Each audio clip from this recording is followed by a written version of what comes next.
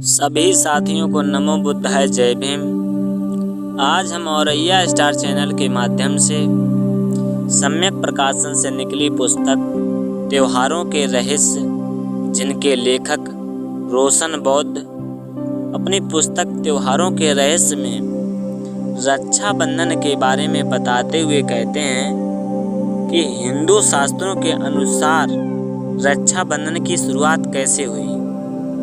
आइए हम जानते हैं। हिंदुओं के मतानुसार रक्षाबंधन के प्रचलन के लिए तरह तरह की कहानियाँ गढ़ी गई हैं। इसके लिए एक नहीं कई कारण बताए जाते हैं, जो इस प्रकार हैं। आइए हम जानते हैं।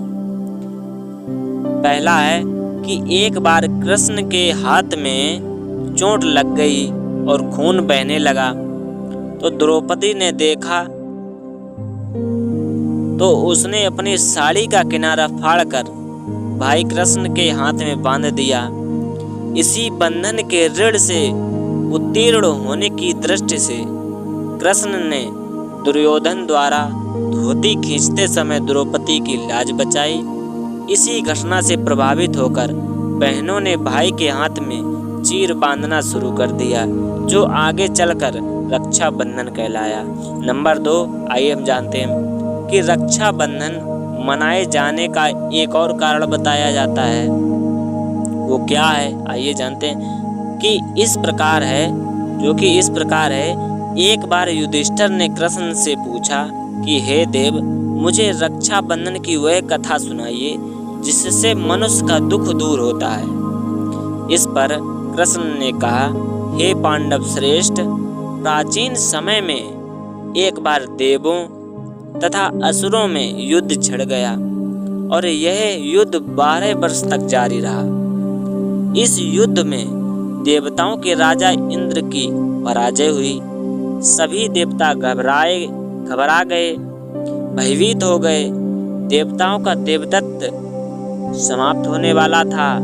देवराज इंद्र ने विजय की आशा त्याग दी और युद्ध स्थल छोड़कर देवताओं को साथ लेकर अमरावती पर्वत पर भाग खड़े हुए।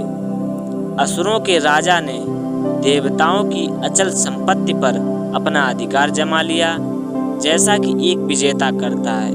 उसने इंद्र पर कई तरह के प्रतिबंध लगा दिए, साथ ही बलि एवं यज्ञों पर भी प्रतिबंध लगा दिया और उसने अपने राज्य में नया कानून लागू कर दिया।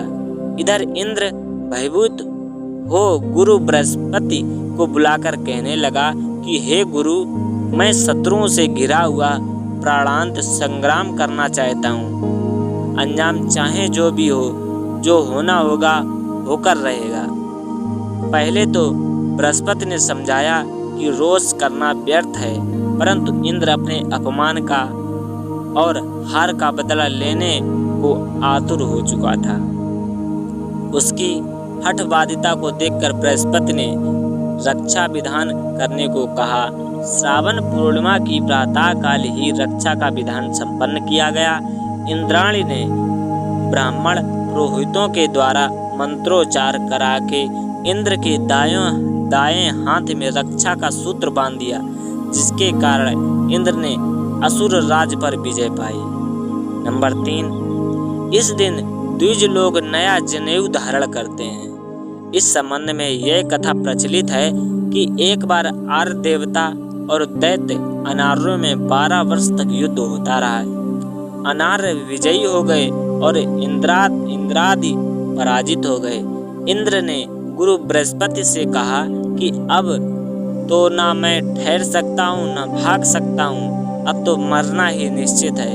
तब गुरु की सलाह पर इंद्र ने अपनी पत्नी का प्रयोग कर जाल रचा और मोहिनी के भांति दैत्यों के साथ एक पोटली बांधकर छल किया तथा दैत्यों को युद्ध स्थल से गुमराह कर हटा दिया।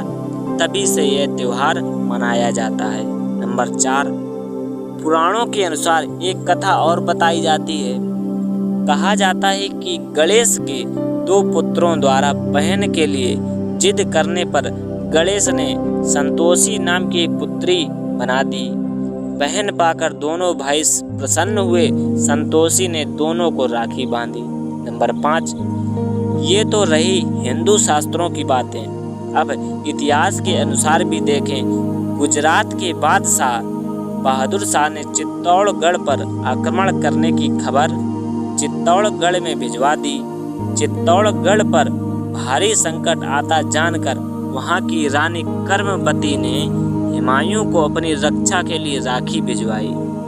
मुस्लिम शासक होकर भी हुमायूं ने महारानी कर्मवती की राखी स्वीकार कर उसकी भावनाओं की लाज रख ली और उसने गुजरात के बादशाह बहादुर शाह से युद्ध भी किया, किंतु वह कर्मवती की रक्षा नहीं कर सका था।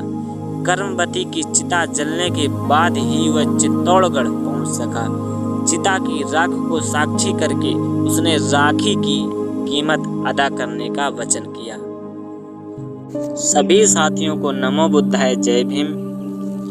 ये जो आपने हिंदू शास्त्रों के अनुसार रक्षाबंधन की शुरुआत के बारे में सुना और जाना, अगर आप रक्षाबंधन को वास्तविकता में जानना चाहते हैं तो हमारे साथ और हमारे YouTube चैनल औरैया स्टार के साथ बने रहिए।